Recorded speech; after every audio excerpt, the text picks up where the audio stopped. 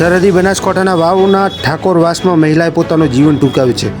મળતી માહિતી અનુસાર પિયર પક્ષના પરિવારજનોને ચોથા નેસડા ગામના લોકો ઘટના સ્થળે આવી પહોંચ્યા હતા।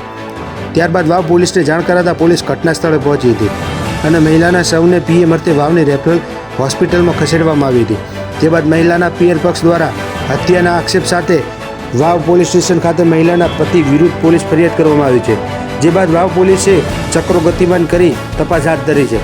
જો કે ઉલ્લેખનીય છે કે મહિલાના પિયર પક્ષ દ્વારા આક્ષેપ સાથે મહિલાએ આત્મહત્યા કરી છે કે હત્યા, જે હજી સુધી અકબંધ છે। વધુમાં પીએમ રિપોર્ટમાં જોવાનું રહ્યું।